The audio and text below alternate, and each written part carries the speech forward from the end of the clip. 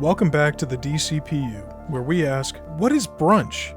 You wait in line for an hour for essentially lunch. Anyway, I'm Frank, here with my co-host Thomas, at ground zero of the event that ruined the DCEU forever. Let's get started.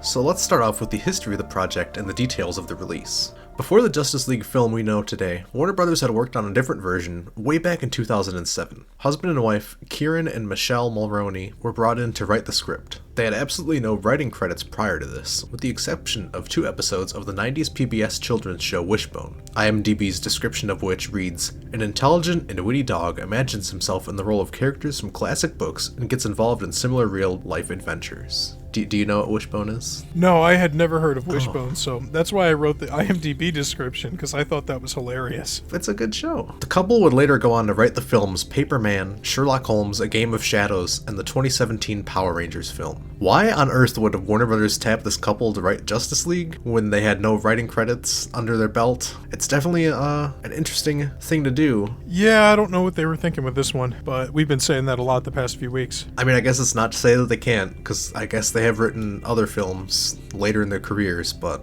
their script was submitted in June and was well received, and it was subsequently fast-tracked to avoid delays from the upcoming Writers Guild of America strike. As the project was moving along, Warner Brothers had reached out to Jason Reitman to direct, but he refused, citing a preference for smaller, independent projects. Reitman would later direct a blockbuster franchise film, Ghostbusters Afterlife. An interesting coincidence is that we have yet another DC project that was almost given to a past or future Ghostbusters director. Ivan Reitman, Paul Feig with Wonder Woman, and, they also approached his father, so that's a neat little tidbit. See, but the Ghostbusters Afterlife was like 10 years later, complete different stage in his career. He was ready for the blockbuster money. He wasn't ready to sell out yet. Christopher Nolan and Christian Bale were both vocal about their fears of how this project could sabotage the success of their own Batman projects in development. So, as a way to ease their concerns, and more importantly, to avoid delays brought on by the writer's strike, Warner Brothers had considered making the whole project an animated film or a computer-generated film with motion-captured performances. I don't know how that would go down. I think it would have been an interesting choice. Would it have looked lifelike? Certainly not. It probably would have looked more like the Polar Express or Beowulf, but they could have gone in like a stylistic direction if they wanted to, and that probably would have aged better. It is interesting the lengths these studios will go to avoid delays from the writer's strike, though. This is fascinating. I've never seen Beowulf, but this is the first that I'm hearing that it's animated. I thought it was real people. Nope. It's weird, uncanny valley people. It looks like it's like the original Oblivion from 2009. Yeah. After Reitman's refusal, the company tapped Australian director George Miller for the project. For anyone unfamiliar with George Miller, he is the creator of the Mad Max films, Babe in the Big City. He also had a warm working relationship with Warner Brothers at the time, with their most recent project together, 2006's Happy Feet, bringing in $379 million for the studio. Miller auditioned several dozen actors for the ensemble in the month after getting on board the project, specifically looking for younger actors who would grow with the roles over several projects. It's a smart strategy. It seems like that's exactly what James Gunn and Peter Safran are doing now, where they're trying to cast younger so they can keep these people around for longer. That and I'd say like lower names, so that you don't have that like the MCU problems where they cast Pedro Pascal as Mr. Fantastic, and then he's always in these movies and also costs a lot of money because he's a big name right now. Yeah, you get them while they're young, you get them while they're cheap, which sounds really gross when I say that with no context. But, I mean, if you're planning out a big franchise like this, it's a smart move. And for him to be casting people just a month after he's brought on board is, it's some good work ethic. At this time, the budget was projected to be $220 million in the early 2000s. That's a lot of money. I'm looking up how much $220 million would be today. It is $323 million. Yeah, that's a lot of money. About the price of one Batman v Superman movie. But in the end, it really didn't matter. The writer's strike began and the film was placed on hold. And to make a long and boring story short, what remained of the project would wither up over the next 2 years. Warner Brothers had been watching what Marvel was doing during all of this, releasing individual films for each of their big heroes while building up to a team-up movie, and decided the best strategy for the company was to copy that, using the first successful hero project of the ones already in development to launch their shared universe. With the massive failure of 2011's Green Lantern film and the company's Wonder Woman and Flash solo projects still being stuck in development hell, the success of Man of Steel finally gave them a retroactive start in the race they were already losing. Novelist and screenwriter Will Beall was hired to write the new version of the Justice League movie. His screenwriting credits at this point included extensive work on the show Castle and the film Gangster Squad. Though his draft was scrapped after David S. Goyer was hired for the job following his work on Man of Steel, Beall's script was finished before Batman v Superman was even in production, and Batman v Superman borrowed heavily from it for the nightmare sequence. On October 15th, 2014, we know that Kevin Tsujihara announced the DCU slate, which indicated that the Justice League was going to be broken up into a two-part movie. Zack Snyder would later elaborate in June 2016 that although the films were announced as a two-part film, they would be two distinct, separate movies and not one story split into two parts. Why did they announce it like that then? That just makes me think that they didn't actually know that until after the fact. Either they didn't know or they're not on the same page, is the answer. It's just so weird. Zack Snyder also stated that the film would be inspired by Jack Kirby's New Gods comic, which I've never read before, but I don't know how it could be really inspired by the New Gods comic when it's about the New Gods and not the Justice League. And they're their own complex group with their own complicated lore, and I don't know how much of a good idea that would be to try and squeeze that into the film, which nothing in the film really screamed like New Gods to me besides Steppenwolf. Maybe he just meant because he's using Darkseid and the Steppenwolf and stuff? I guess. I mean, the mother boxes too. In early July 2015, Entertainment Weekly confirmed rumors that Chris Terrio had been brought in to work on the script and had finished it. Principal photography for the film began on April 11th, 2016, with filming happening pretty much all around the world. In May 2016, it was revealed that Jeff Johns and John Berg would produce the Justice League films. And a month after being brought on as producer, Jeff Johns affirmed that the film would be hopeful and optimistic to the Wall Street Journal, which was clearly an attempt to distance the film from Man of Steel and Batman v Superman, reassuring moviegoers that the film wouldn't be so depressing and un-Marvel-like. A year after the film's release, Vulture's senior editor, Kyle Buchanan, would reveal what he heard from sources close to production about Johns' role in the film. I remember hearing that Jeff Johns rewrote so much of Justice League when Zack Snyder was still directing that Chris Terrio would complain, maybe try using some of my pages. Following that up with another tweet, Buchanan would say, Warner Brothers was allegedly so unsatisfied with how the Johns-Snyder version was shaping up that they convened a footage summit for other writers, including Joss Whedon, Alan Heinberg, Seth Grahame-Smith, and Andrea Berloff, to offer feedback. Then, they hired Whedon. Is Andrea Berloff a writer? I know Seth Grahame-Smith was supposed to be on Flash. I don't know what Andrea Berloff was supposed to be on, but I do know that Alan Heinberg was one of the guys we talked about last week with Wonder Woman. She must have been on something. What did she write for the DCEU? Anything? No.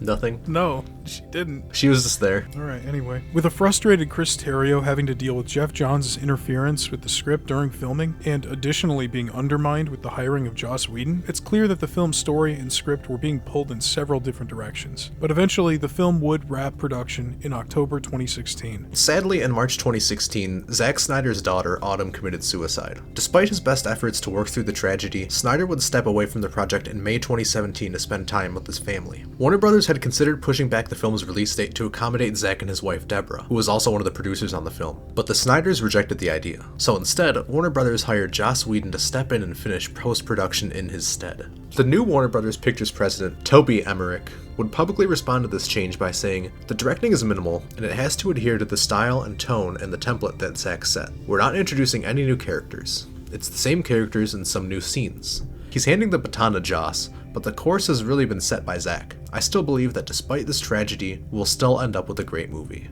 In July, Variety reported that the film would be undergoing extensive reshoots, lasting 2 months and costing the studio $25 million. This was unusually lengthy and expensive for the process. Part of this can be attributed to having to juggle so many schedules for so many A-listers, but more so because this reshoot process wasn't just about getting the usual pickup shots. According to the New York Times, Whedon's reshoots involved nearly 80 new script pages. Chris Terrio disliked the theatrical cut so much that he contacted his lawyer in a failed attempt to have his name taken off of the final film. The verdict on how much of the theatrical release was made up of Snyder's original production versus Whedon's reshoots was highly debated. Charles Roven would argue 80 to 85% of the film was the same, with Snyder himself claiming 25%, and cinematographer Fabian Wagner estimating that only 10% of his work made it to theaters. How much do you think made it in? Well, Thomas, speaking in retrospect, since we've both seen his version of the movie, I think Charles Roven, the producer, is more on the money. I don't think only a quarter of what he shot is on screen. It's also worth noting that in this article, Zack Snyder says he's never watched it.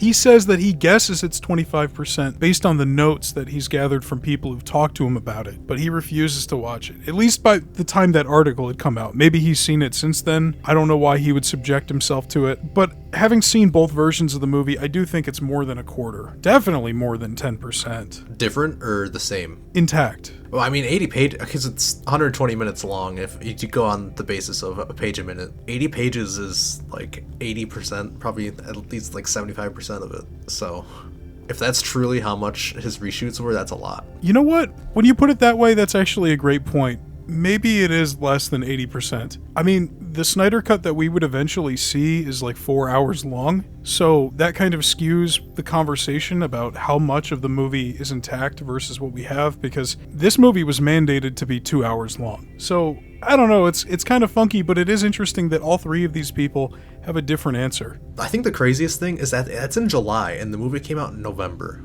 So they shot for 2 months into like August and September, and then the movie released 2 months later. God, you're right. I didn't even think about how close that was. No wonder some of the CGI looks so bad. Some of it? Try all of it.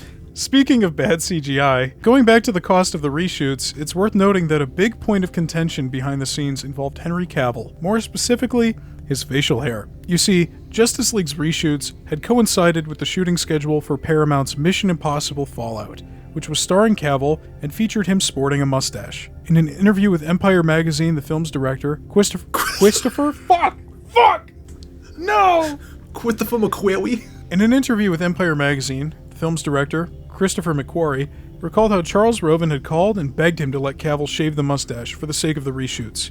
McQuarrie actually tried to make it work, but executives at Paramount stopped entertaining the idea as soon as they caught wind of it. Reading the interview, McQuarrie seems like a real class act about the whole situation, and he really hates the fact that people online were making fun of Justice League for it. But I do side with the Paramount executives on this one. That's Warner Brothers' fault. Why sabotage your own movie to help a competitor? Well, also it's completely unneeded, because if they would have just stuck with the original version, they wouldn't have had to do these reshoots. Yep, you could have just stuck with the original version. And he also mentions in the interview that he considered giving Cavill a fake mustache, but he just knew that it wouldn't look right, because in the last Mission Impossible movie before this one, Tom Cruise is wearing like a fake mustache and beard for a scene, and he remembered it looking really fake when they looked over the footage or something. I'm not a big Mission Impossible guy, so maybe I'm getting the details on that wrong, but it's nice that he tried to be accommodating, but at the end of the day, he didn't owe them anything. And Mission Impossible Fallout's producer estimated that CGIing out the mustache, regardless of which production would need to do it, would cost around $3 million.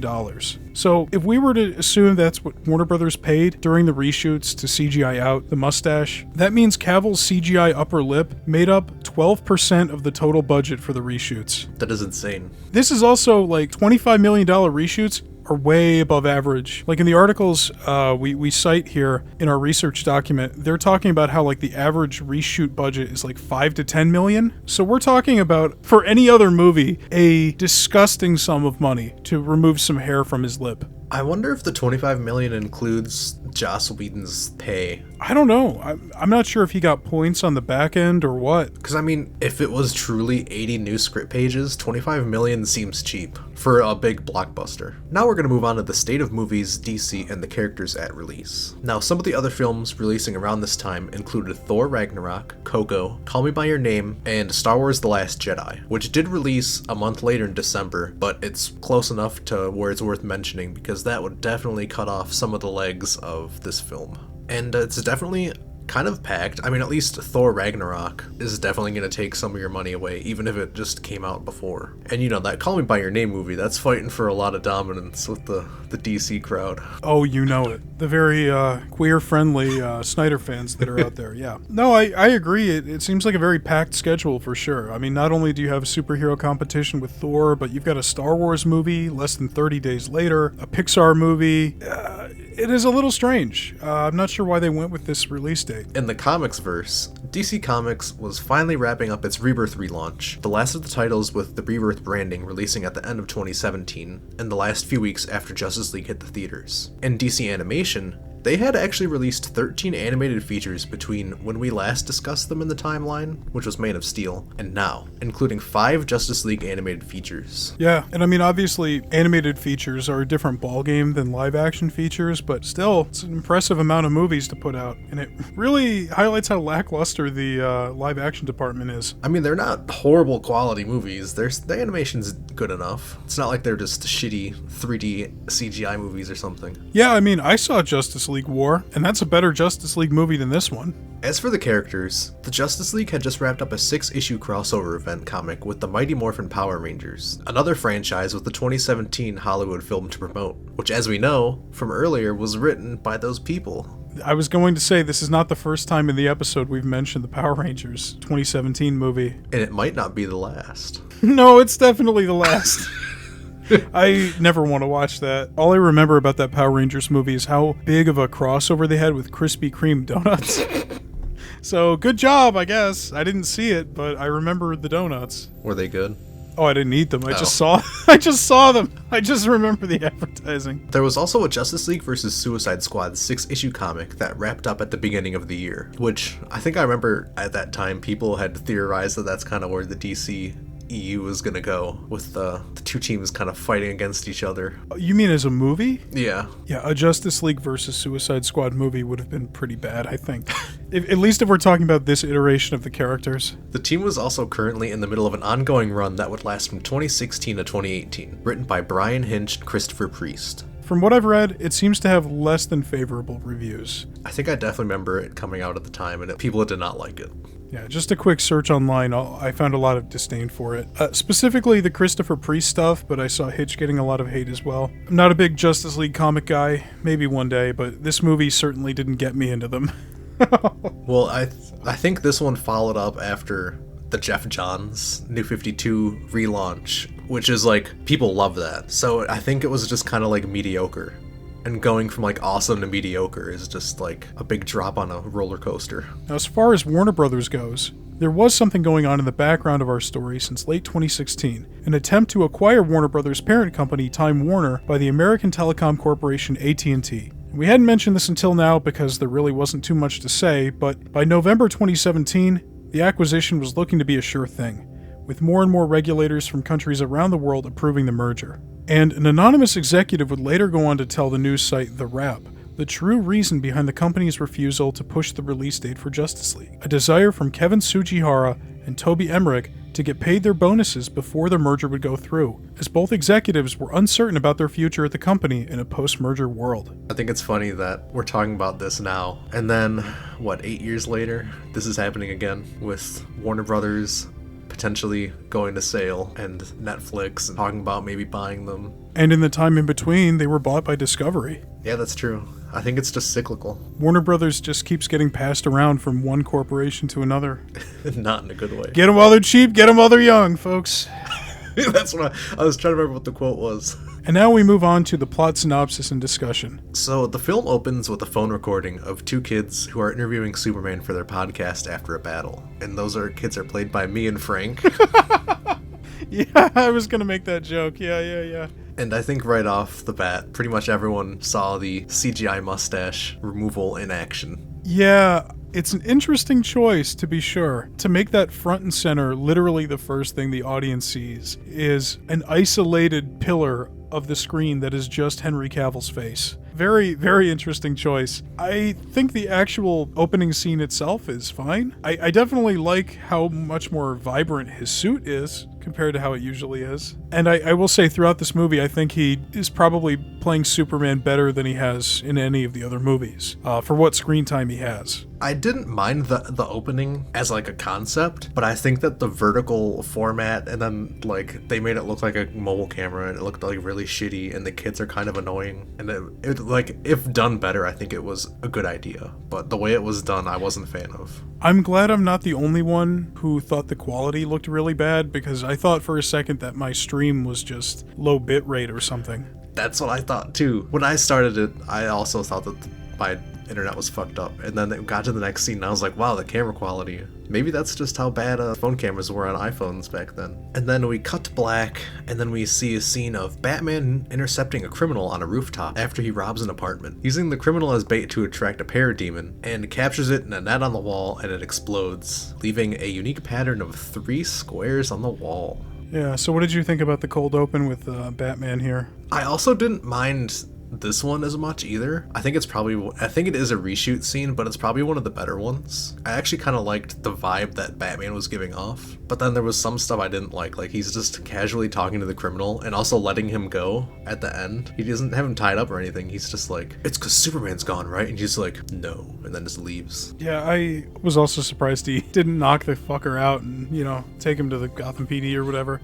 Yeah, I think the cold open here with Batman works, although the decline in the effects and cinematography are like immediately apparent. Mm-hmm. It is a step down from BVS for sure. And yeah, it probably was all reshoot stuff. It just has like this really cheap, smeary CGI. The colors are more vibrant, but that doesn't necessarily make like the lighting choices better. But no, I mean, I think it's a cool little moment, him using the guy's bait for the parademons. That's fun. They are driven by fear, which will come back into play later. And I also thought it was a fun little appearance from, what's his name? Oh, is he a real person? Yeah, he's in stuff. He's one of the guys in Mindhunter. Holt McCallany? Yes.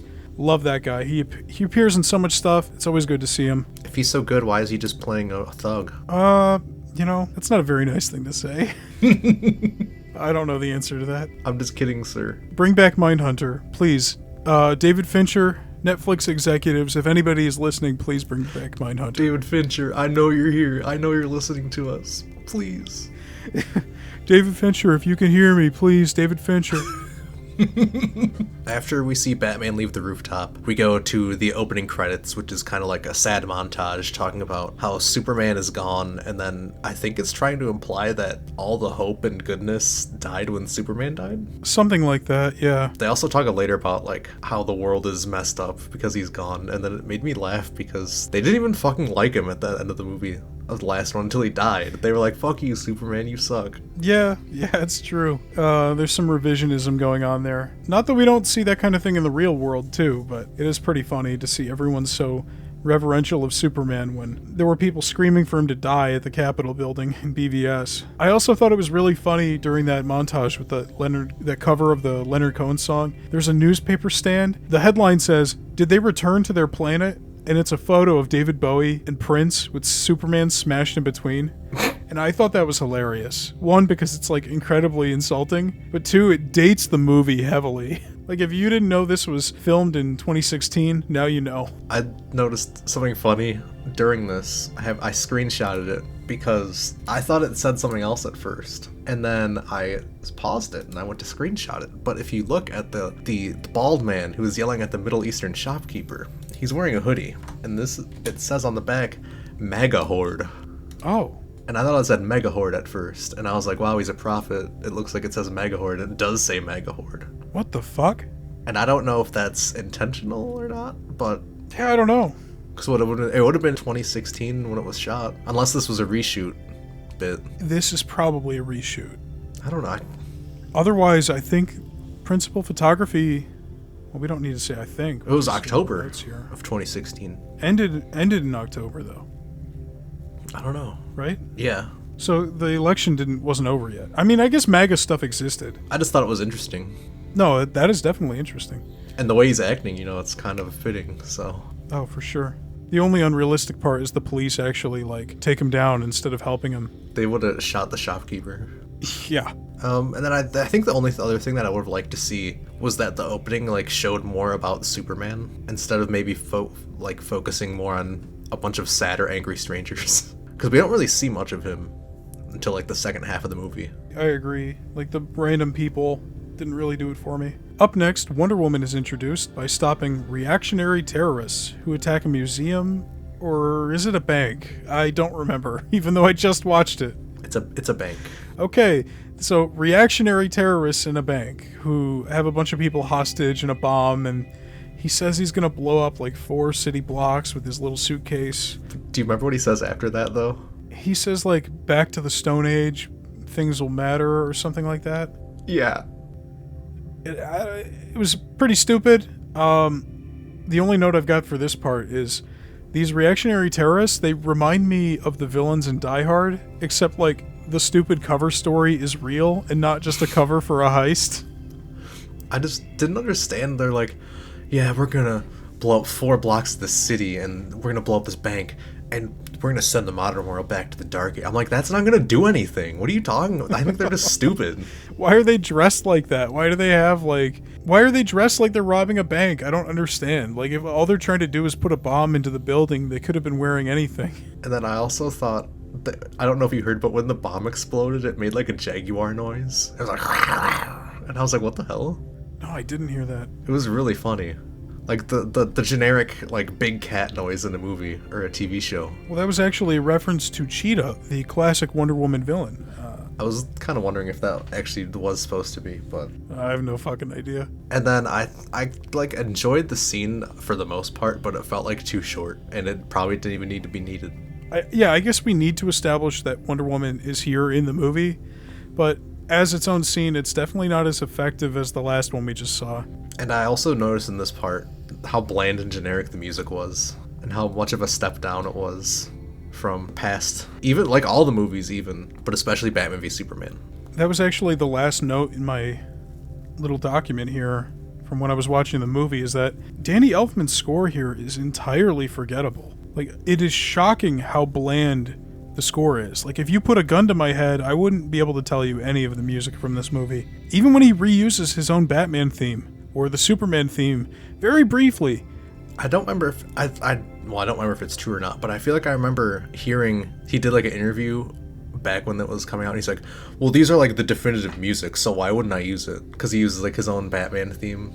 I mean, look, if it ain't broke, don't fix it. The new James Gunn Superman movie uses some kind of like variation arrangement of the John Williams theme. So I'm not totally against that idea, if that's what he said, but also the rest of the movie's score is completely forgettable too. Like, when I think about Batman 89, I do think of other songs besides just the main theme. For this movie to have completely forgettable music across the board, there's really no excuse. And I believe Junkie XL did have a full score for this movie that they just chose not to use for the theatrical release. Yeah, they did, because they used it in the Snyder version. I think it would have made sense to use those if they had been previously used in the universe. But like, since this is already an established universe, like 3 movies in, and we haven't even heard those before, then it kind of doesn't make sense to use them. That is a really good point. Yeah, we already have a Superman theme and a Batman theme. Batman goes to a remote village and tries to recruit Aquaman, who tells him no. My only note here, the medium close-up of Aquaman jumping out of frame with a green screen background and the fakest water splash I've ever seen made me laugh out loud with tears in my eyes, which is exactly how I felt when I saw this in theaters 8 years ago. It is the fakest water splash I have ever seen attempted by any movie. I don't know how they got away with putting this in theaters. They just had someone on the side with water bottles and they just threw it up. No, it's like one of those effects that you would see like on a YouTube video.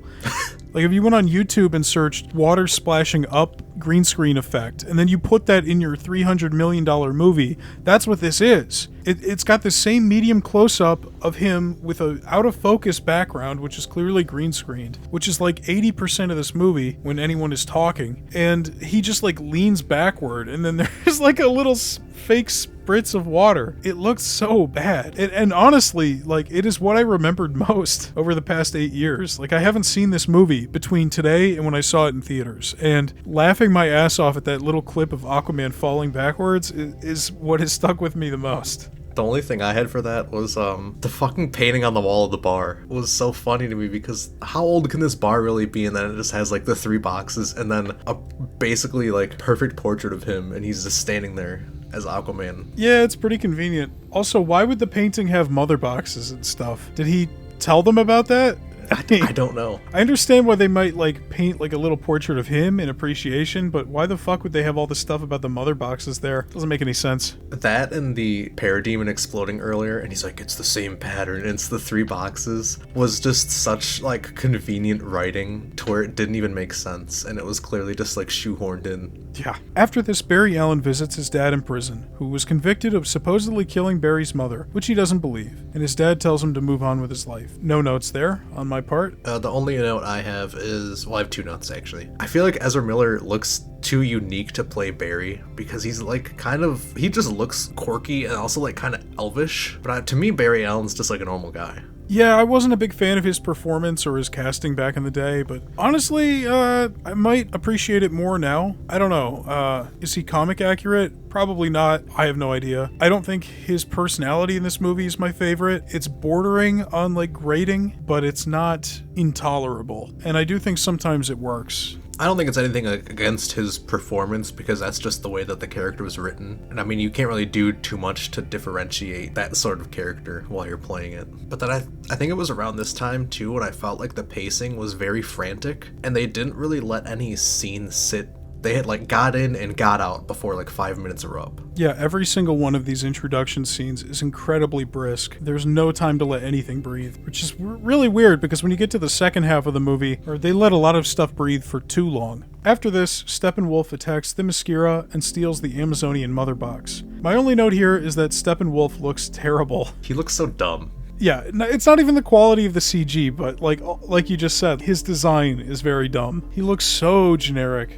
And they didn't even bother like giving him different colored clothes. He's just all gray. Yeah, all gray. He looks like an NPC that you would kill in an MMO.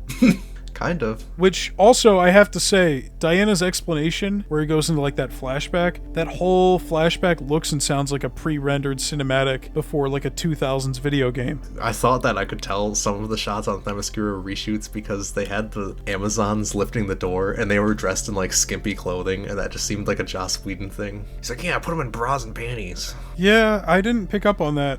I was distracted by the muscles, I won't lie. But I wasn't sure if the muscles were a Zack Snyder thing or not, you know. It's 50-50.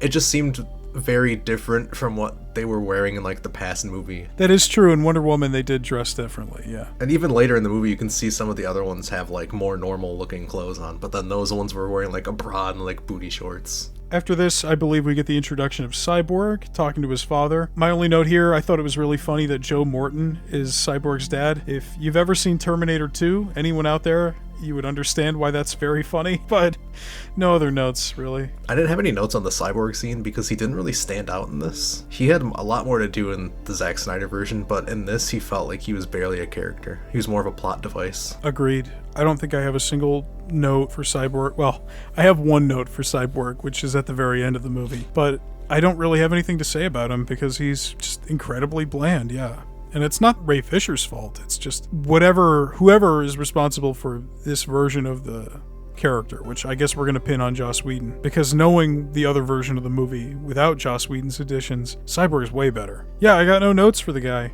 We also have a scene between Ma Kent and Lois Lane at the Bugle. No, god damn it, I made sure to write in my notes Daily Planet, and I still said Bugle. Okay, we have a scene with Ma Kent and Amy No, not Amy Adams. Fuck! We have a scene with Ma Kent and Lois Lane at the Daily Planet, and that entire scene was making me cringe. Like, everything with that guy who pops in trying to steal her source, and then she's talking about how she's writing puff pieces about cats. It just made me cringe. It was so lame, and I hated it. I think the only thing I liked about it was that it was nice to see them like bonding and still keeping in touch. That I did like, yeah. After this, we have Diana explaining to Bruce that Steppenwolf and his legions of parademons, also known as cheap CGI moths, attempted to take over the Earth using the combined energies of the 3 mother boxes. It's just a poor man's Infinity Stones. The attempt is foiled by a unified alliance, including the Olympian gods, Amazons, Atlanteans, humanity, and extraterrestrial beings, including some Green Lanterns, which was kind of neat, I guess. The mother boxes are separated and hidden in different locations. That whole scene at the end there, when it's not just a CGI video game cutscene, reminded me of Lord of the Rings. I don't know if you got that vibe. Like, hiding the 3 mother boxes was kind of like splitting up the rings of power. Did you get that impression? Well, I've never seen them, so no, I didn't. I fucking knew it. I was gonna say, don't tell me you've never seen Lord of the Rings. I did think it was funny how they were like, we gave one of the Amazons, we gave one of the Atlanteans, it's underwater now, and they're like, and we gave one of the humans, and they're just in the woods, like, burying it 2 feet of dirt. Yeah. Why didn't they just give one to the Green Lanterns or some shit? I don't trust the humans as far as I can throw them, normally. I definitely don't expect them to keep the mother box safe. Thousands of years later, Superman's death following the battle with Doomsday reactivates the boxes, which is never clarified. Never once do we get an explanation for how Superman's death reactivates the boxes in this version of the movie. It just happens, attracting Steppenwolf again to Earth. He aims to gather the boxes to form the Unity, which would instantly devastate Earth and terraform it into a copy of his homeworld. And I wrote this note later on during the climax of the movie, and I also mentioned it in our first episode, but this is literally just the world engine. This is the same exact plot device and set piece for the finale that was in Man of Steel. A different name, but it's the same exact idea. He's terraforming the planet. I don't know why, though. They don't really say, I mean, I guess to take it over, but they don't need another apocalypse. I also looked it up because I was interested to see if the Unity was actually a thing in the comics, and it doesn't look like it is. So I think it's just something that they made up in this. Yeah, so they combined the collect the MacGuffins crap from the Infinity Stones and then also stealing the world engine from their own movie 4 years ago. Not a big fan of that. And you can't blame that one on Joss Whedon. I'm pretty sure it is the same in both versions of the movie. I don't have anything else besides the fact that it was like 36 minutes in and it somehow felt like I'd been watching it for like an hour and a half. It is really weird. Like, we were talking about earlier how the editing is very quick and it doesn't let things linger. But at the same time, it feels like it goes on for an eternity. And I think that's just because even though things are going by quickly, you're not, like, invested in any of it. At least I wasn't. Because, you know, usually if a movie's feeling like it's going on really long, to me that's, like, good. Because you're like, oh, I'm getting really invested in this. But this one, that was not the vibe. It's more like, it's only 36 minutes in, I was hoping it'd be done soon. Next, Diana joins Bruce in an attempt to unite other metahumans to their cause. Bruce goes after Arthur Curry and Barry Allen, while Diana locates Victor Stone. Bruce fails to persuade Arthur, but finds Barry enthusiastic. Victor joins after his father Silas and other Star Labs employees are kidnapped by Steppenwolf, who is seeking the Mother Box protected by humanity. The brunch line was very cringe. We used it in the opening of the episode. It just screams Joss Whedon. There's nobody else who would have written that. The only other note I have is during the scene where they were talking, where Diana was talking to Victor. What the fuck is that? I could literally see the green hue of the green screen on Gal's face. There were a few parts in the movie where I think I saw the green screen. I did have one more note here after these characters assemble. Why is the family we're following living right outside of a fake Chernobyl nuclear power plant? Like, this is clearly supposed to be like a parody or something of Pripyat, Ukraine, where the Chernobyl disaster was, but like, that's really weird. And like, why are they living so close to it? Because in real life, you can't get anywhere near it before weird stuff happens to you.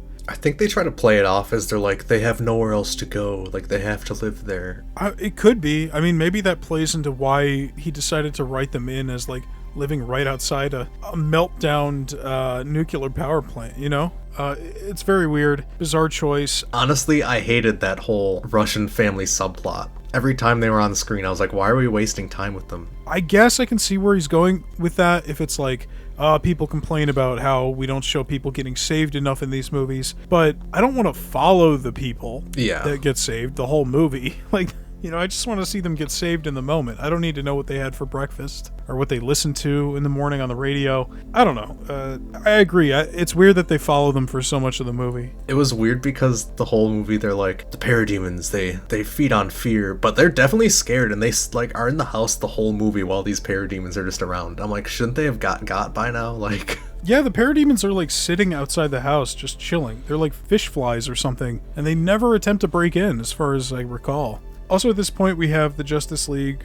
assembled so far, rescuing Silas and the other Star Labs employees and stuff, which I didn't hate that part. It's nice to see everybody, show off their abilities a little bit. I thought it was funny when Steppenwolf looks at Cyborg and says, "At last, a creature of chaos," and then Cyborg replies, "Not how I see it," even though in his introduction scene like 15 minutes ago, he was complaining to his dad about how he wakes up every day not knowing what he is or what he's physically capable of, which to me seems like the exact definition of a creature of chaos. I mean, I think Wonder Woman talks to him before this and gives a little speech, but I didn't buy that. I like the Bat Crab. I thought that was very cool. It was cool, but did they really need it?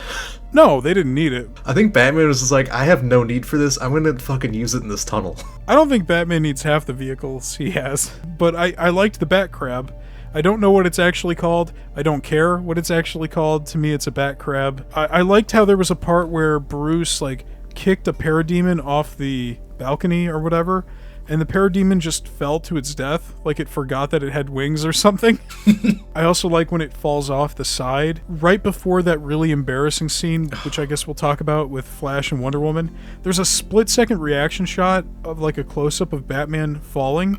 Oh, inside? Yeah, it looks like he snaps his neck. It looks like he lands right on his head, like a bad wrestling move or something. I saw that too and I was like, holy shit, is he fucking dead? It's like...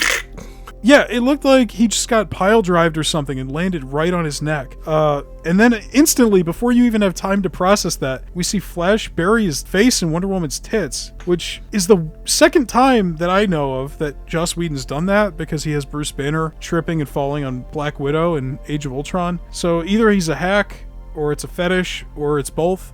I'm leaning more towards both. Any thoughts on that? Could be both. But yeah, that was just unneeded, and it's just cringe. It was very cringe. And I think that's one scene that she refused to shoot, because I think they don't even show her face in it until after he gets off, because I'm pretty sure that she just refused to shoot it. So he's like, fucking get the stunt double in there. Interesting. What did you think of the redesigned Batman suit and the Flash suit and even the Cyborg's design? Because this is the first time we see them. That's a good point. We haven't seen any of these designs yet. And right after this, Aquaman shows up, so I guess we could just talk about his suit too. I hated the Flash's suit, and I still think it kind of sucks, but I guess it makes more sense than spandex. Cyborg looks really bad. You texted me while I was watching the movie, and you said it looks like the box art for an NVIDIA graphics card, which is right on the money. That's exactly what it looks like, which is also how Steppenwolf looks. There's a great meme where somebody put the Snyder Cut Steppenwolf on a 90s graphics box. Aquaman looks good. I mean, I wish the colors were brighter, but whatever. And I'm trying to think, what is the difference in the Batsuit? Is this the armored version, or is that later? So the armored version is later, but this one, it's a bit more padded, and it's more of a dark gray. Gotta be honest, I didn't notice a difference. I still liked it. I think the cowl is a little different too, because I don't think they gave credit to the people who made the Batman v Superman one, so then they didn't come back to make the cowls for this one. That sucks. So at this point, we're 1 hour into the movie. Aquaman shows up because the Bat Crab falls and Steppenwolf floods the tunnel. Aquaman saves him with his magic trident. And at this point, I'm totally not invested at all in anything that's going on, because, I don't know, these characters are so flat and the action is so boring. I should care. And when I saw this in theaters, I cared a little bit. But I had the thought to myself, I wondered if they would be better off making it a fully CGI movie instead. Because practically every shot of this is covered in this very cheap, very smeary CG. And I couldn't help but think if we're already putting so much special effects on every frame of the movie for all the action scenes and all the reshoots and stuff, maybe they should have just gone all the way and made a Robert Zemeckis style Justice League. Why even bother with the real people if the entire movie is going to look like this in the end? Because that wouldn't bring people to the movies. People don't go see animated movies. I think if people knew this is what the movie was going to look like, they wouldn't have gone to see it. Although, from what I see later in the research doc, it sounds like not a lot of people did go to see it. I saw it twice. I also saw it twice. I gaslit myself into thinking it was the best thing ever the first time I saw it. Same! Yes! Same here. Yeah, I saw it with Cameron, and it was a combination of self-awareness where we were laughing at the movie, but also hey, this is actually pretty good, because I think we were just in denial And it's like, where would you go from here if you had to actually face the facts and accept that this movie is the 2-hour equivalent of, I don't know, it's like nothing. It's like having car exhaust in your face. We've got the scene later where the team regroups and I have a note here where Diana's giving Bruce a little speech about how he didn't kill Superman, but then 2 minutes later she says, if he wakes up and you're the first thing he sees, you're going to need a contingency plan. Yep, I noted that too. Oh, I guess we should probably mention, Cyborg just went and grabbed the mother box, the human's mother box. The plot synopsis from Wikipedia didn't mention it at all. Yeah, he just had it at home. Yeah, he had it at his house, yeah, so. And once he explains that his dad used the box to put him back together again, like Humpty Dumpty, that's when Bruce decides, hey, maybe we should try to resurrect Superman. Which, and I'll give Whedon credit for this, because I don't remember if it's in the Snyder Cut. And if it is, when we get to that episode, I'll retract the credit I'm about to give. But I do like when Wonder Woman's like, do you remember when Lex Luthor tried to do that with a Kryptonian and created a giant monster? He's like, yeah, but that's different, because we have the mother box. I did think that his idea where he's just like, we should bring back Superman, it just kind of came out of nowhere. And I was like, where did this come from? Well, I think they were trying to set that up by, like, having Cyborg verbalize to everybody, like, yeah, this is my backstory. Like, I died or something, or I was about to die, and my dad rebuilt me with the mother box. They weren't even like, oh, Steppenwolf's so powerful, I don't know if we can beat him. They're just like, yeah, we should just bring back Superman. And that's the only notes I have until we get to Superman fighting them. I actually don't have many notes for the rest of the film, because I kind of started losing interest around this part. Yeah, I mean, there's not a lot to talk about with this movie. Even just looking at the plot synopsis, I would say like 20% of the things we've read are things we've written in. Like, normally, this is for the viewer, normally we just copy and paste the plot synopsis from Wikipedia, and then we break it down from there. But the plot synopsis is so brief that we actually had to add some missing details, because maybe even the person who put this into Wikipedia just lost interest. It was between the one in Wikipedia that was super short, and then the one on IMDb that's absurdly long. Yeah, it was like 5 pages. So, Clark Kent's body is exhumed and placed in the amniotic fluid of the Genesis chamber in the Kryptonian scout ship. However, Superman's memories have not returned, and he attacks the group. I thought it was... Well, actually, first of all, before I talk about more, why the fuck did they just let the picture of Jonathan go in the water? That he was literally in his hand? That bothered me too, because it's not like there's going to be a copy of that floating around. But then I also did think it was funny, where after he gets revived, he goes down and he is like at this destroyed statue. And I don't know if they ever say, but how long was he dead? Because the statue gets destroyed in Batman v Superman, and why have they not cleaned it up yet? I mean, they don't, first of all, they don't say how long that's been, but what I think they're going for is like the destroyed pieces are now part of the monument because they're probably just too heavy for anyone to lift, so they're just going to leave them there as like an art piece thing. That's what I was kind of thinking. But I did notice later there are wide shots of the memorial where there are like barricades around like the sidewalk. Oh. So I think maybe they were still cleaning it up. I don't know. I mean, there's like a perimeter of those like blue wooden barricade things that they'll put up if they're closing the street for something. Yeah, I don't know. Beats me. You think they put that much thought into it? I don't think so. Especially not if it was reshoots. We get the worst line reading in the history of the franchise from Gal Gadot. Kal-El, no! You know, I think I might have actually done it better than she did. And we also get a callback to Do You Bleed, which I'm not gonna lie, that did make me chuckle when Superman picks up Batman and says, "Do you bleed?" That got me. It's kind of funny until then they show, like, after everyone else leaves and Batman's just rolling on the ground, he's like, something's definitely bleeding. And then they leave, they stay on that shot for like 30 seconds for some reason. I had actually instantly blocked that out. So you saying that just made that worse for me. But yeah, Batman enacts his contingency plan. Lois Lane gets there. Superman calms down, and then they go to the old Kent farmhouse in Smallville, where he gets his memories back after playing in the cornfield. And then they have that conversation where one of my favorite lines was Clark talking to Lois, and then he says, "I'm the idiot that left," even though he was murdered. But whatever. I actually didn't mind the scene in the cornfield. Superman's not in this a ton, but I don't know. I like him and Lois in this. Not too much to say there. I did enjoy the Superman scene, because you're right, we obviously haven't got much of him throughout the rest of the movie because he's been dead.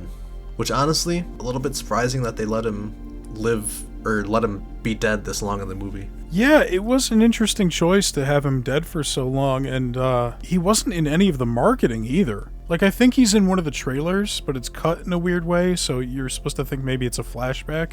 But Superman is missing from the posters. I mean, everyone knows he's gonna come back.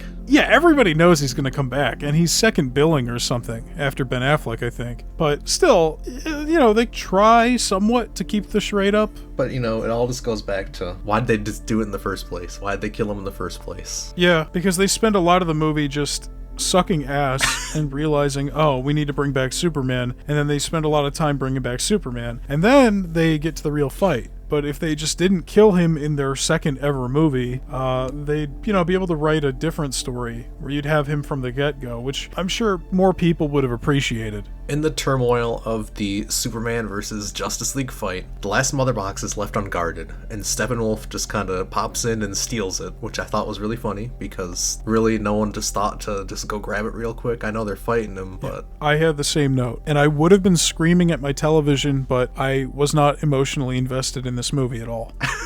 If I had been, I would have been screaming because that was such a dumb mistake on their part. Because they know he has the other two. Yeah, and it's like Cyborg can track it or whatever. Flash could have ran over and grabbed it. Exactly. There's at least two characters that could have just instantly zipped over there, picked it up, and then, started talking to Superman. But no, they just left it. So at this point, we have the part where I said out loud to myself, oh, this is the part of the formula where our leads fail and have mandated conflict before they come back together stronger, which is exactly what happens. They get into little skirmishes and arguments with each other back at the base. You have that little scene where Diana is talking to Bruce and they have a little nice intimate moment there. But I was also thinking, damn, there's no sense of urgency. Can you imagine if Thanos got the 6th Infinity Stone and then the Avengers were squabbling with each other or something? I don't know, man. It's just weird pacing, especially because the beginning of the movie was so insistent on not letting anything breathe. Every scene was just pop, pop, pop, pop, no time to stop,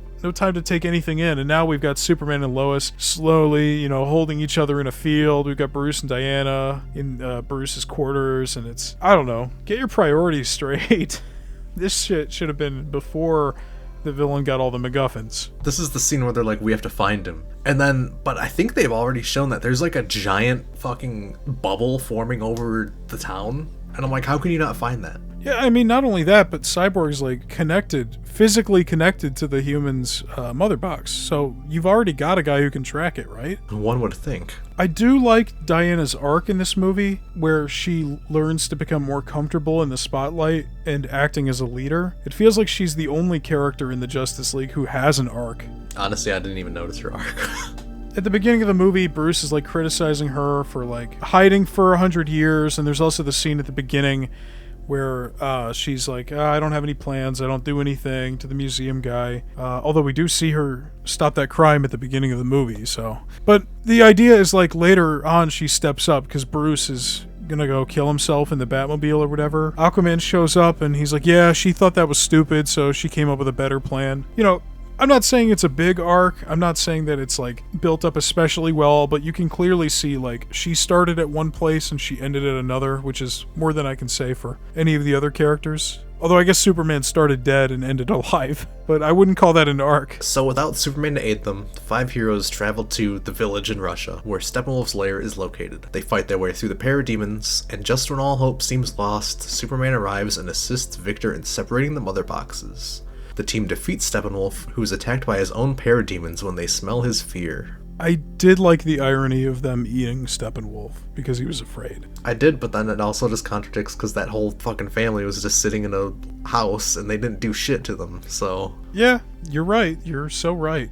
The rest of my notes are pretty much just for this part of the movie, because I guess this is the last bit of the plot here. I have a general thought. I do like Flash's powers and the way they're presented, with the blue zaps of lightning. That was cool, and that's been going on throughout the movie, but it really kicks into high gear here. What exactly is Steppenwolf's motivation? Who is this mother he keeps referring to? I know the whole film is a poor man's Avengers, but he especially fails to compare to his Avengers counterpart because Loki is a million times better as an antagonist. They kind of cut out all of the information about him, or the storytelling. No, I know the Snyder Cut has it, but that's not my point. My point is the version we just spent 2 hours watching has zero personality or motivation for Steppenwolf. Like, not only is he bland visually, but he's one of the most boring one-note antagonists in a superhero movie ever. Like, he makes the guy from Thor 2 seem interesting. I think they have like one throwaway line in the earlier flashback where Diana's like, some say that his losing to the planet drove him mad, so now he's crazy, and then he's like trying to worship the mother boxes because he's gone mad or something. Yeah, I think that's in the MMO cutscene. Yeah. But if you miss that, or if you just zone out during that part, you don't know what the fuck he's doing. He's just trying to unite the mother boxes for some reason. I just have a bunch of notes here about little moments that made me laugh or made me cringe. I love all of Aquaman's little cheers. His little woos, yeah, alright, you know. Anything that you'd see on like an action figure if you press the button on their back. There's a scene where Flash runs through a bunch of parademons and he's got the fakest green slime on him I've ever seen in a movie. That would have been so easy to make too. They could have just like made some cornstarch and some green food coloring and water or something. Sorry, we had to spend that budget on Superman's upper lip. There's also the scene where Superman shows back up and Batman says something like, "I don't not like you," which made me cringe really hard. Batman should never say that. That was so stupid. What about Superman's big line? Oh, take it away, please. "I believe in truth, but I'm also a big fan of justice." That was pretty funny. I don't know how funny that was intended to be, but I found it pretty funny. There's a moment before Superman shows up where everybody is failing, and Bruce's shot specifically is just his gun stops working for no reason, which I thought was extra funny. Like, everyone else is getting swarmed a bunch or pinned down, and Bruce just, like, his gun jams or something. Doesn't he look at it weird too? Like, huh. Yeah, it was pretty funny. And then the final note I have is when Cyborg says booyah, I wrote, the disdain on Ray Fisher's face in the close-up is palpable. We'll actually get into that a little bit later, but yes. That's all I gotta say for that part. You got anything for the Steppenwolf fight? To be fully honest, at this point of the movie, I was checked out. I didn't really care anymore. Oh, yeah. So I was only half paying attention. I don't know if I was ever checked in. I did kind of like the plot point of Bruce like sacrificing himself and then the team saving him. It's nice to see them like somewhat kind of bond over that, and it did make them feel like a bit more of a team. Oh wait, no, I have one funny one. Makes state-of-the-art troop transport, crashes it almost immediately. So after the battle, Bruce and Diana set up a base of operations for the team. Diana and Arthur resume their heroic duties. Barry acquires a job in Central City's police department. Victor continues to enhance his abilities with his father in Star Labs. Superman resumes his life as reporter Clark Kent. I almost said Clark Clint. Christopher. As reporter Clark Kent and protector of Earth. In a post-credit scene, Lex Luthor has escaped from Arkham Asylum and recruits Slade Wilson to form a league of their own. So what'd you think of the way this wraps up? I only have one note. It's about the after-credits scene. I don't hate how it ends, though. I think that it does set them up for a good position for the future of the universe, which they don't go into. But I did kind of like how they did show Victor. He changes his suit, and I think it kind of comes off of him feeling maybe a bit more at home, or like not so alien or something, because his first suit seemed kind of out there. Yeah, his first suit kind of looks like how the Transformers in the first Michael Bay movie looked. And then, yeah, that I think everyone ended up in a good way. It was a nice uplifting ending. Yeah, no, I don't hate the ending. It kind of gave me the same vibes as like the pilot to a TV show where you're setting up the cast, which is kind of, I guess, the whole movie. I did have a note in general about the movie, and I didn't know where to talk about it. But I had the thought when they were in the Russian silo or whatever. It's amazing how this movie, again, mandated by Sugihara, to be exactly 2 hours long. And I think the reasoning for that is because they wanted to squeeze in more theater showings. It's exactly 2 hours long, but at this point, Superman, Wonder Woman, and arguably Batman have all had 2.5 hour solo films. Obviously, Batman's sharing the screen with Superman, but I think we both agreed Batman v Superman is more of a Batman movie. Oh, for sure. And Cyborg, Flash, and Aquaman have to share a film with 5 other people that's shorter than the half of the cast that have already had longer solo movies. At least Aquaman's gonna get one eventually, and then way down the line Flash, but you gotta really empathize with these actors. Like, you sign up for these roles and they're squeezing you into this right from the get-go, and Yeah, at least Aquaman and Flash had their chance to have their own movies later down the line. Cyborg just never shows up again. No, never. I thought the idea of turning the dilapidated Wayne Manor into the Hall of Justice was pretty fun. We literally never see it again. But it's not a bad idea. It's a little weird to me because it's Wayne Manor. Yeah, but he doesn't use it. Is he just gonna be like, yeah, I sold it to the Justice League? They're gonna be like, oh, so you're not Batman. I'm not Batman.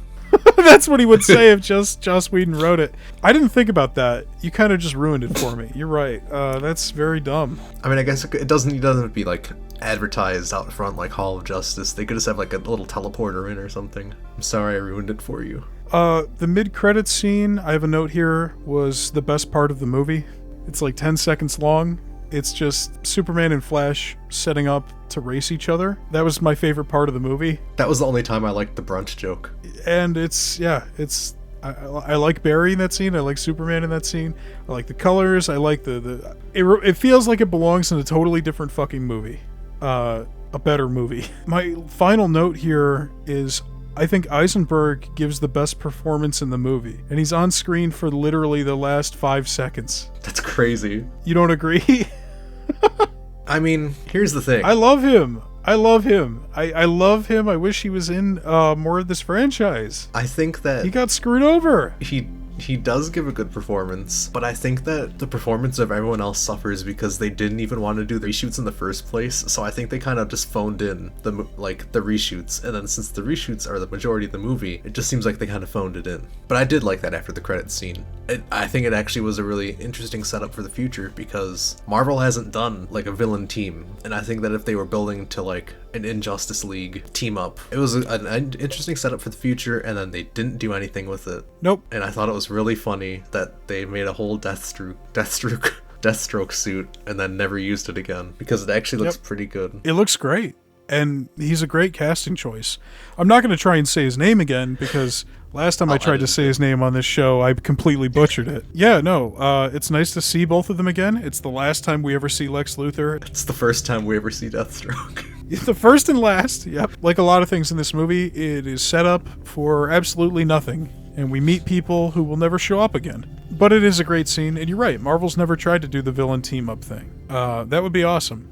It would have been awesome, I should say. But yeah, I would have liked to see where that went. I don't know if that was a reshoot or not. I don't think it was because that was actually Zack Snyder's yacht that scene was shot on at the end. Really? Yeah, apparently he owns a giant fucking yacht. I didn't realize he had that kind of money. I didn't either. And I just saw that like over the weekend or something. I saw a meme or a Reddit post and someone was like, yeah, they actually shot that last scene of the movie on his yacht. And I was like, God damn, dude, that's like a $300 million yacht. Are we sure they're not messing with you? I don't think so. I'm pretty sure it was on the Snyder Cut subreddit, so. Oh, well, they're always factual on the Snyder Cut subreddit. But I mean, his wife is the producer on the film too. It's not like he's a indie filmmaker. No, you're right.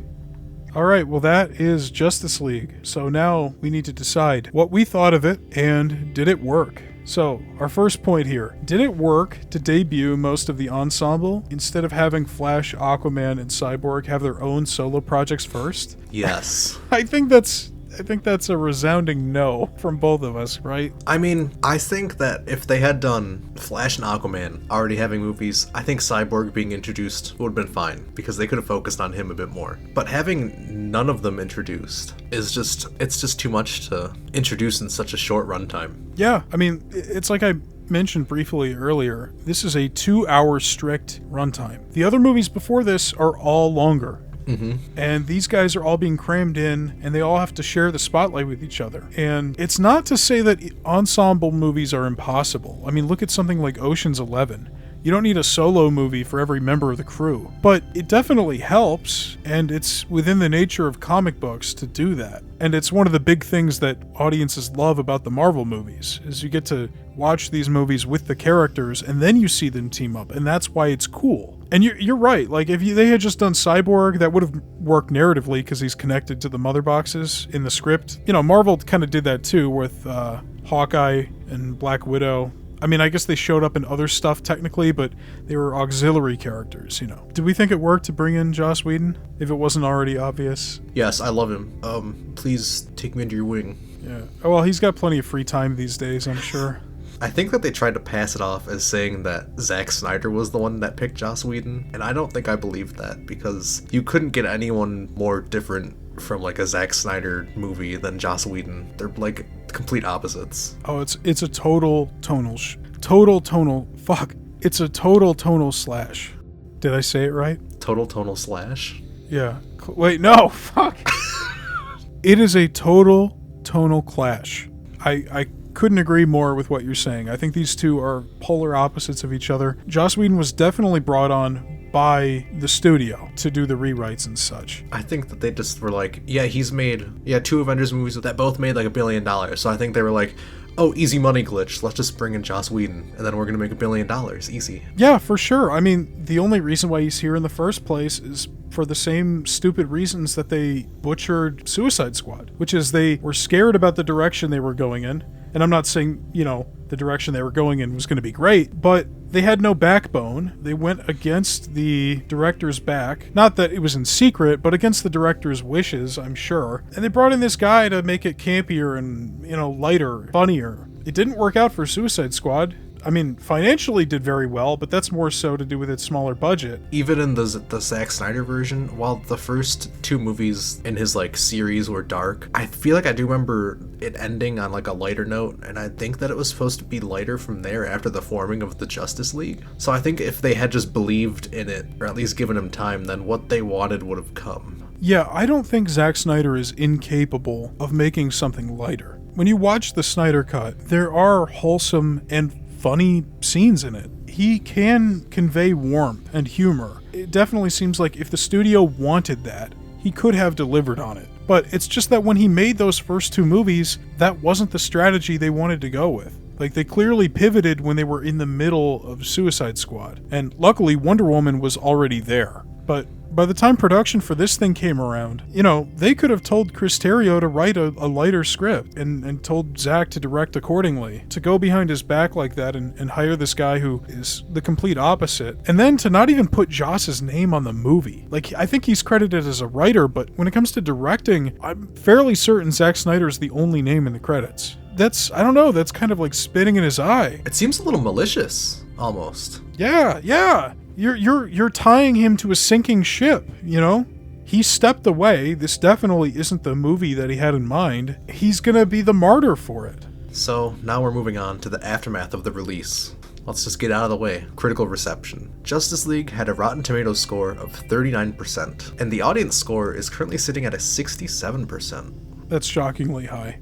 I was thinking it was a little low, but I was wondering if it was just because the Snyder Bros. That's definitely probably influenced the audience score. Yeah, good point. I mean, we're looking at the current audience score, so who knows if there's been any, I don't know if you would call it review bombing if it's positive. I'm not sure, but 67% seems a bit high to me. It had a Metacritic score of 45, which I think seems high, and a Cinema score of B+. Because Metacritic is usually pretty harsh. Yeah, and likewise, Cinema score is usually pretty generous. I think when most people are walking out of a theater and they're filling out those slips, they have a recency bias, and they will fill them out slightly more towards the high end of the scale. So to get a B+ average is not great. But it doesn't matter what the critics had to say, because money is what talks loudest. The reported budget for this movie was $300 million, which is somehow still cheaper than Batman v Superman. Actually. Uh-oh. He's got the finger raised and he just said actually. The reshoot budget of $25 million is not taken into account here. Uh-oh. So the budget is actually $325. That's even worse. If I'm understanding what I read correctly. So it's either 300 or 325. Either way, that's 300 million is still a lot. The domestic opening weekend, it made 900 no. It made $950 million. It made $95 million with a 278.8 worldwide opening. And this was the first film in the DCEU to open under 100 million in North America. And it was also down 45% from Batman v Superman. So that's insane. That's pretty extreme. I do remember seeing this when it came out, and on my second viewing, The theater was completely empty. Awkward. It's insane because arguably their biggest film in the franchise yet made under 100 million and was even less than the Batman v Superman one, and that's just goes to show that they really screwed the pooch on this one. Yeah. And for final box office totals, domestically, it made $229 million. Internationally, it made $432.3 million for a total of $661.3 million. And if you're wondering about the net profit, there was none. And if anything, there was a reported profit loss of $60 million. Holy shit. Just a little bit of pocket change. That is embarrassing. Honestly, the total's lower than I remembered. Yeah, I remember it cracking like 700 million or something. I thought it was at least 750. It made less money than Suicide Squad, less money than Wonder Woman. Hell, I think this might even be less money than Man of Steel. Maybe not. Probably not. Yeah, look it up. No, Man of Steel made 670. Oh my god, it's less than... This is the lowest grossing one then? So far, this is the lowest grossing movie they've released. That's crazy. So now we have an entire section here, quite lengthy, titled Effects on Future Projects. Strap in, things are gonna get wild. First of all, Variety reported that Warner Brothers had made the decision to never let Zack Snyder direct a DCEU movie ever again, which brought about the beginning of the Snyder Cut movement. And we're probably not gonna get into this too much because we're gonna have a whole episode on Zack Snyder's Justice League, but this is a very big ripple effect here that basically spread probably to the rest of the franchise, so we can't not mention it. Yeah, these guys were nuts. And again... Still are. Oh, still are, for sure. They got what they wanted, and then they moved the goalposts. But again, that's going to be for its own episode.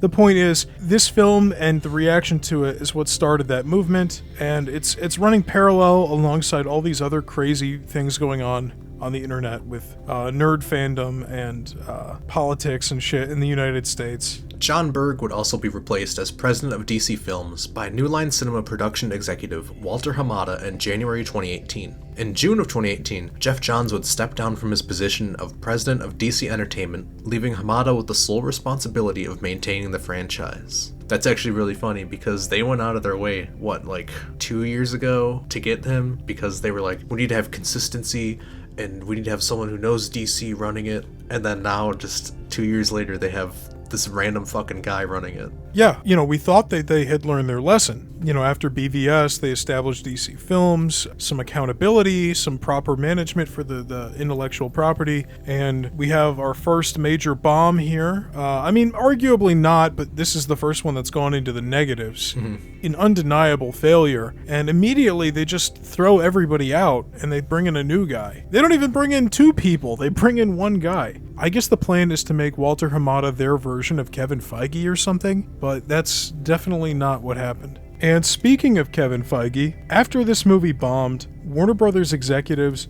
would secretly meet with him with the purpose of recruiting him to switch sides and fix their franchise. That's so funny. Obviously, he said no. James Gunn would be approached around the same time, shortly after being fired from Disney/Marvel Studios for some edgy tweets, to direct a new Superman film. But he didn't want to make a Superman film. He felt more comfortable making a Suicide Squad sequel, which we will eventually cover in a later episode. The untitled Man of Steel sequel would go into limbo and would eventually never get made. Additionally, according to The Hollywood Reporter, after Justice League, Henry Cavill parted ways with Warner Brothers, with the company looking for a new Superman. Ben Affleck would step away from directing the standalone Batman film that year and would be replaced by Matt Reeves. And in 2019, Affleck left the project entirely, leading Reeves to remove any connections to the DCEU from the project. Affleck would go on to say that the awful experience of making Justice League was the driving force behind his decision to leave. So now we have to get into a pretty meaty discussion here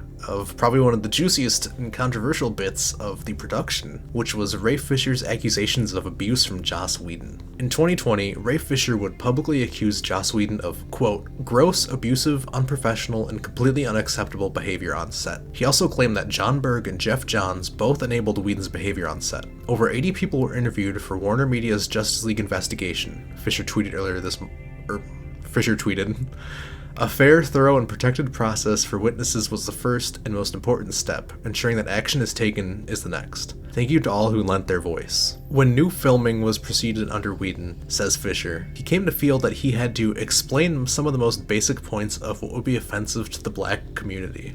And in a call with Whedon about his character, Fisher says that he had barely started to talk when the filmmaker cut him off. "It feels like I'm taking notes right now, and I don't like taking notes from anybody. Not even Robert Downey Jr. Other sources on the project say that Joss Whedon was similarly dismissive of Gal Gadot and Jason Momoa when they questioned new lines. Fisher turned to Johns, who he says had presented himself as a kind of mediator, but Fisher says his ultimate response was, "We can't make Joss mad." Publicist Howard Bragman, who represents Johns, denied that, but says Johns recalled suggesting any creative pitches should happen when Joss Whedon was not preoccupied, so he would be most receptive. Fisher says he later learned from a witness who participated in the investigation that Johns and other top executives, including then DC Films co-chairman John Berg and Warner studio chief Toby Emmerich, had discussions in which they said they could not have, quote, an angry black man as a character at the center of the film. Fisher didn't want to shoot Cyborg saying his catchphrase "Booyah," as he took issue with the connotation of the black character being the only one with a catchphrase, but he shot the take. As he arrived on set, he says, Whedon stretched out his arms and said a line from Hamlet in a mocking tone. "Speak the speech, I pray you, as I pronounced it to you."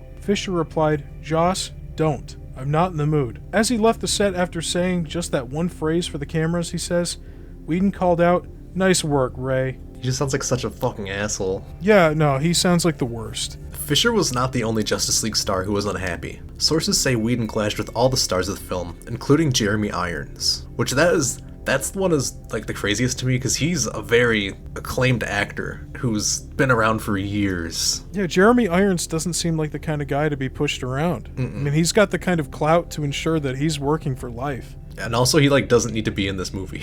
He's probably just doing it to have fun. No, absolutely not. Yeah, honestly, I mean, he doesn't need to work. I wonder if he clashed with Ben Affleck too. Oh, I'm sure he did. I mean, like we said earlier, Ben Affleck cites the production of this film as the reason why he stepped away, which I don't think he's lying about, and he seems to enjoy working with Zack Snyder. I mean, they did one before this, and he came back for the Snyder Cut, so... Both Gal Gadot and Jason Momoa would openly back up Ray Fisher's claims against the awful treatment on set of the Justice League reshoots. And there's actually quite a bit from Gal Gadot's side. I didn't find anything on Jason Momoa specifically, but a knowledgeable source says Gadot had multiple concerns with the revised version of the film, including issues about her character being more aggressive than her character in Wonder Woman. She wanted to make the character flow from one movie to the next. And the biggest clash came when Whedon pushed Gadot to record lines she didn't like, and he threatened to harm Gadot's career and disparaged Wonder Woman director Patty Jenkins. While Fisher declines to discuss any of what transpired with Gadot, a witness on the production who later spoke to investigators said that after one clash, Joss was bragging that he's had it out with Gadot. He told her he's the writer and she's going to shut up and say the lines, and he can make her look incredibly stupid in this movie.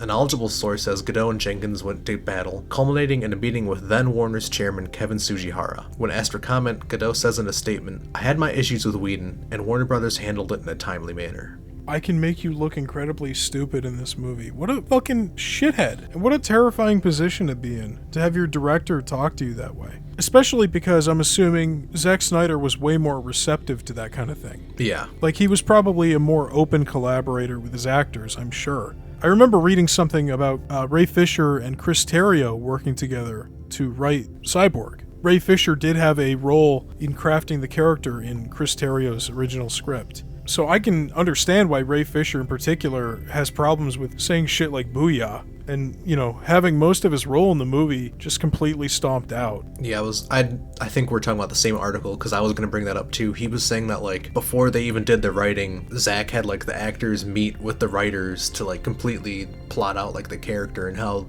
it was going to go in the movie. So also just to go from that complete 180 of having creative input as an actor to just basically being yelled at to shut up and just say my writing probably is not a good feeling either. That must feel completely dehumanizing. It's a little interesting too that it seems that they took Gal Gadot's words maybe with more, credibility than Ray Fisher's, and I'd have to wonder if it's because she just had that successful Wonder Woman movie. Would they have taken her as seriously if she hadn't just had a hit movie for them? Yeah, probably not. I mean, like we talked about in the last episode, before Wonder Woman, her acting career was pretty minimal, but to be riding the coattails of this like huge wave of success and basically being the only one of these 4 movies so far that everyone has liked for the most part. Yeah, it probably gave her a lot of pull. And Ray Fisher obviously doesn't have the profile that she does, or Jason Momoa for that matter. I mean, if he had issues, and I know hasn't been as vocal about it as Ray Fisher or Gadot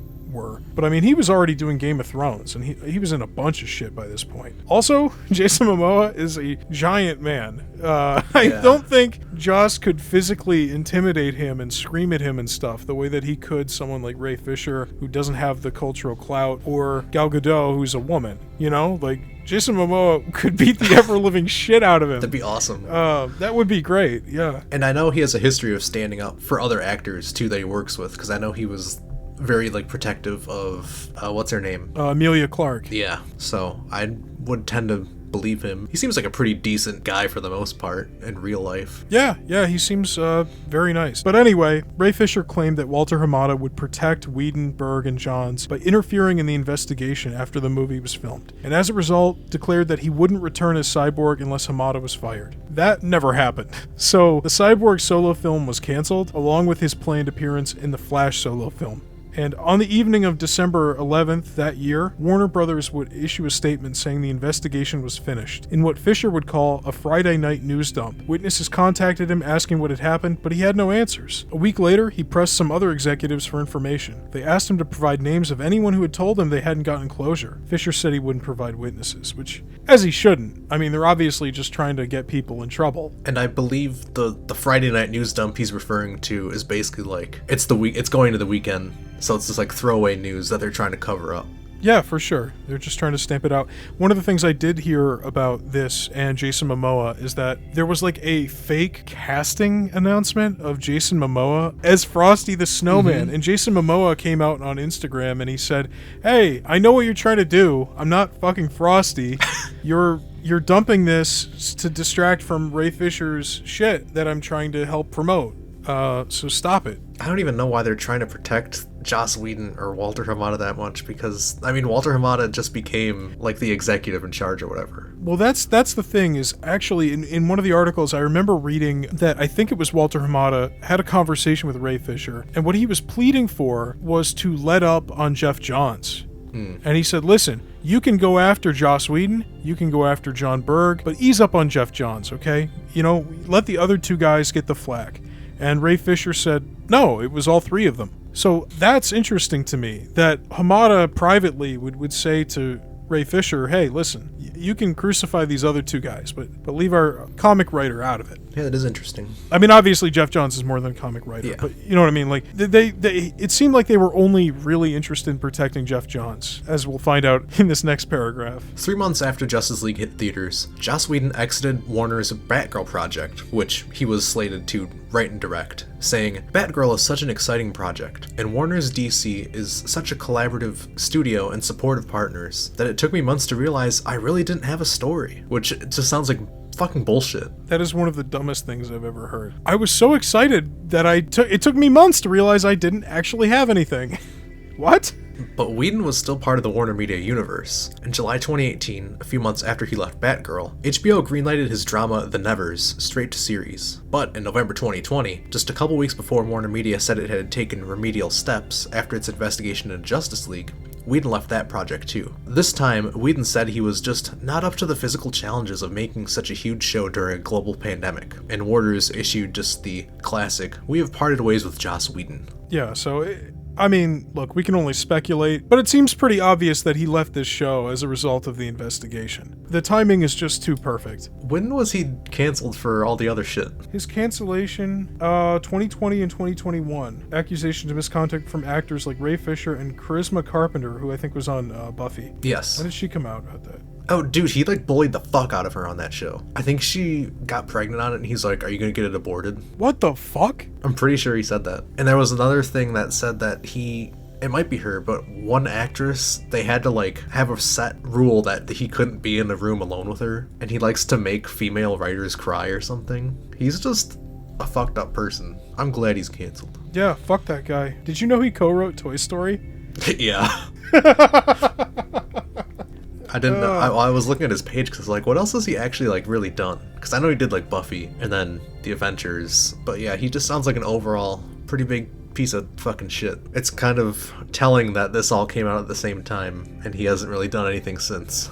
Yeah, I mean, this all came out in 2020, so maybe it wasn't Ray Fisher and his investigation alone, but it certainly didn't help, and yeah, he's not up to too much these days, which I need to actually fact-check before I can commit to saying that. I think he's actually done. On his Wikipedia in 2020s, the only thing of note is The Nevers, a series set in Victorian London following a group of people, mostly women, known as the Touched. Okay, I don't like this. I do not like this at all. That's crazy. After what we just discussed. Dude was really just putting it out right there on the page. Thought he could get away with it. Yeah, that's fucked. So, in conclusion, Superman, gone. Batman, gone. Cyborg, gone. Any sequels for those characters? None in development? A disastrous result to the universe and franchise that they've been building up over the past 4 years. Their biggest film that's really supposed to kick this universe into high gear. Horrible. Bomb. Now they're just left with a broken universe with none of their arguably most interesting characters. When I wrote the pitch for this series, which also acted as the introduction for our first episode, I pointed out how the biggest advantage DC had over Marvel was their full control of their characters, with Batman and Superman being the biggest in the world. And in just 4 years, Warner Brothers had fumbled it all so badly that they ended up in a place where the future of those two characters were uncertain. The franchise was now in dark waters, and their only hope of being brought back to the surface lied with their next film, Aquaman. Thanks for listening to this episode of the DCPU. If you like the show, let us know in the comments, share it with your friends, and rate us 5 stars on whatever podcast platform you're using. New episodes every Monday. Goodbye. See ya.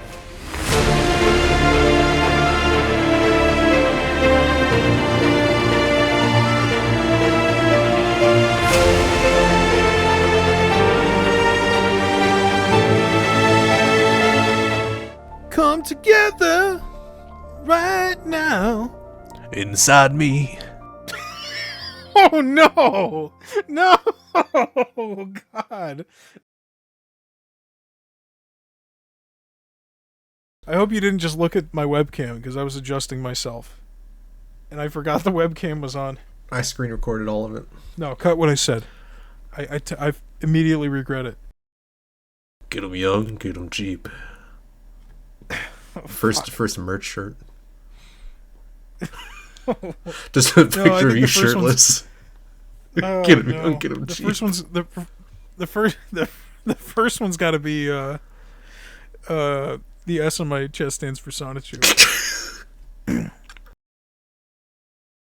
gotta blow my nose. I gotta blow my brains out.